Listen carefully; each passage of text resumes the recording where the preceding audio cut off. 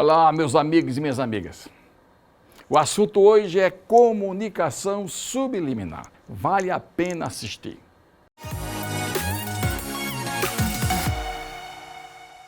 É uma conversa bem legal, bem relaxada entre eu e o Dr. Neto. Vamos assistir. Muito bem, estamos hoje com o privilégio de entrevistar o Dr. Luiz Pinto, que é urologista. Fiquei sabendo hoje que é ex-presidente da Sociedade Brasileira de Urologia. Dr. Luiz, quero começar agradecendo por disponibilizar o seu tempo, sua energia para contribuir aqui com a vida de milhares de médicos, dentistas, fonoaudiólogos, fisioterapeutas do Brasil inteiro que estão aqui intencionados em aprender mais, crescer e contribuir com o país. E eu quero começar te perguntando sobre como você acredita que atingir o lado emocional das pessoas, uma coisa que você já me ensinou muito isso, pode contribuir com o nosso crescimento profissional. Talvez a palavra é sua. Neto, é um prazer estar com você aqui. Eu sabia que você ia ser um divisor de água da medicina dessa região. E hoje não tem mais uma região específica, porque o mundo ficou pequeno com essa parafernália de internet, de câmeras, de YouTube, enfim, Instagram. Realmente isso você está levando para os clientes, porque a faculdade de medicina, odontologia, fisioterapeuta, quiçá também as de psicologia, não ensinam isso que é um elemento, digamos assim, essencial para o profissional que elabora com o outro, que trabalha com o sujeito que está na sua frente. Como dizia Sócrates, que ensinou a retórica, ensinava sobretudo aos jovens que não estavam viciados, aquela retórica que sua mãe era parteira, e lançou a maiêutica, que seria parir, fazer nascer esse homem que está dentro de todos nós. E isso é fundamental para aquele que está, assim como eu e você, de frente para alguém que nos procura, né? Que quer ser acolhido e não pode encontrar do outro lado, obviamente, uma pessoa, digamos, despreparada para, digamos assim, atender aquele sofrimento, né? O Sócrates provocava isso nas pessoas. Mais do que a retórica é a dialética. Vamos chamar isso de diálogo. A dialética que não era nada mais, nada menos do que o exercício de trocar as ideias sem ter que necessariamente haver um vencedor. A dialética, ele ia, na realidade, tentando fazer com que o outro evocasse dentro de si aquele homem que estava preso, que depois Platão vai falar do mito das cavernas, que está olhando, digamos, para uma tela.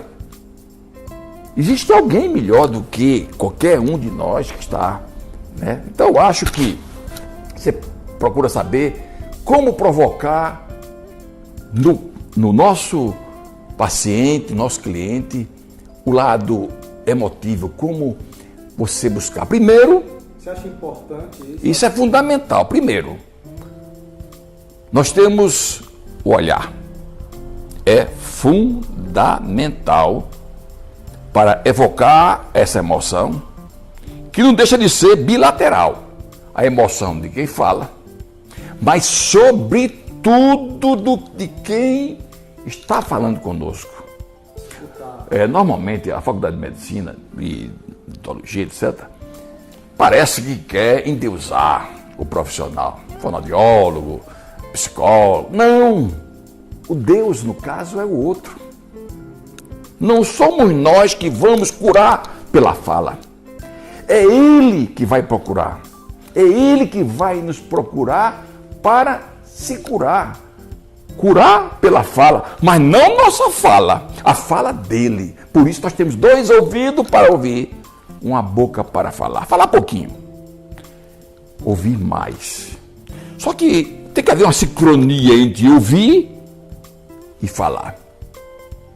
E nessa sincronia, meu amigo Neto, nós vamos observar, sobretudo, a linguagem subliminar. Não essa linguagem convencional de palavras. É que seria aquela coisa, seria o interdito. É aquilo que você não está dizendo, não que queira esconder, mas porque não sabe que está amordaçado dentro de você. E você tem que ler essa linguagem. O rosto, através do movimento dos músculos, uma grande parte é sua, da boca, do pescoço, ele traz uma linguagem. O rosto diz o sofrimento, os olhos lacrimejam, a pele enrubesce ou fica pálida. Existe mais ou menos 300 movimentos que, como dizem os mestres indianos, conversa 2 mestres, não precisa usar palavras. Eles olham para o outro e estão conversando. Essa linguagem corporal, doutor Luiz, você aprendeu com a vida ou você chegou a estudar mesmo? Eu sou muito ligado à filosofia oriental. Eu sou tataraneto de coreano. E eu fiz judô, passei a minha vida inteira com o mestre Tadao Nagai, nono dan de judô, que me ensinou o caminho suave, me ensinou muita coisa. Então sempre tive essa vontade. Tenho essa minha, digamos assim, esse meu interesse pelo budismo. Eu não digo que sou budista porque eu não pratico, mas eu gosto muito da filosofia budista. Sou Rosa Cruz, 9º grau. É uma filosofia que me ajudou também muito. Tudo isso que veio pela dor, pelo sofrimento. Me lembro perfeitamente que procurei um profissional. Não vou citar o nome, mas é um profissional muito importante da medicina, que eu estava sofrendo por uma certa situação e ele não teve aquilo que eu não quero para ninguém, a capacidade de me acolher como eu queria. Ele queria falar, mas era eu que estava gritando dentro de mim. Terminei sem sair de lá e não pude falar. De forma que essa linguagem que você vai ouvir, esse emocional que o paciente quer, digamos assim, dialogar com nós, tem que lembrar, vou repetir isso várias vezes, não somos nós que temos que curar pela fala. Não somos nós na nossa arrogância, nossa posição de majestade na medicina. Não, é ele que é a majestade, é ele que precisa ser acolhido. Você tem que olhar no olho dele e dizer, sem falar, dizer no interdito, dizer do mesmo jeito que ele fala, com a linguagem do rosto, do olhar, do semblante, nós também bem baixinho, sem dizer, eu estou aqui para pegar em tua mão, eu estou aqui para te acolher. Se tu falar alguma coisa demais, eu não vou nem mexer meus olhos como se fosse um olhar de julgamento, não estou aqui para julgar, você pode dizer o que quiser. Aí há uma transferência, há uma hegemonia perfeita, de repente você não sabe mais quem é médico, quem é paciente. Doutor Luiz, o senhor hoje é uma pessoa que atende só particulares, mas para aquele médico que atende convênios, SUS e tem que fazer às vezes uma demanda de vários pacientes no turno, como é que pode se fazer isso? Eu converso com alguns médicos mais jovens, vocês estão ouvindo o programa, a maioria são jovens. Esse programa é importante para vocês. Eu lamento e até, digamos assim, não posso nem culpá-los, porque é como diz aquele filme Matrix, o sistema é adoecido e o sistema é adoecedor. Um cliente, um paciente procura você para buscar uma cura, ele sai mais doente, porque ele passa lá fora desde 4 horas da manhã para pegar uma ficha. Ele é mal recebido por uma secretária, uma recepcionista revoltada, que fala com ele gritando como se fosse um pedido de favor, quando ele paga os impostos rigorosamente de dia, mas ele é humilhado. Aí quando entra o médico, ele passou 4 horas da manhã, o médico vai fazer as consultas particulares, os médicos vão fazer a sua cirurgia. Quando chega de tarde, aí entra aquele pacientezinho, muitas vezes um velhinho, entra na sua cadeirinha, quando senta, o médico faz uma consulta relâmpago. Porque tem que atender muitas pessoas. Isso é um crime. Ele deveria dizer ao governo, ao secretário de saúde, ao diretor do hospital, posso não. Mas eu vou obrigar? Não. O meu conselho de medicina diz que isso é um crime. Uma consulta não pode ser menos do que meia hora. Minha consulta é 1 hora. Não tem como você deixar de contextualizar os fatos da vida. Uma separação, por exemplo, um filho doente, um filho drogado. Qualquer especialidade é válida? Qualquer especialidade, porque se o cara é otorrino, ele chega lá com otite, ou está com uma queixa de uma dor, muitas vezes aquela dor, que até existe um fator, digamos assim, físico, mas, sobretudo, está, digamos assim, amplificado pelas dores da alma. E essas dores da alma não podem ser relevadas para o segundo plano. Muito pelo contrário.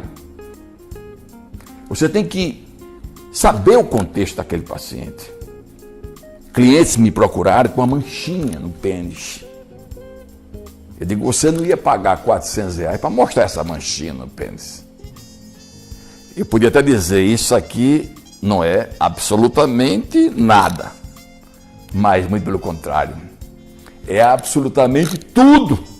Porque por trás daquela manchinha, ele tinha todo um contexto de dor, de sofrimento.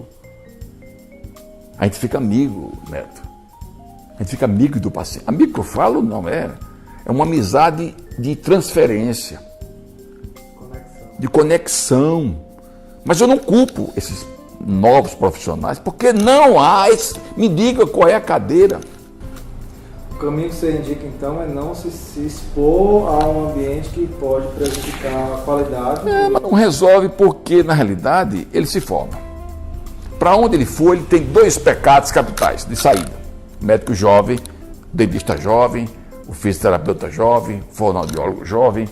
Ele pega tudo que é convênio e subconvênio.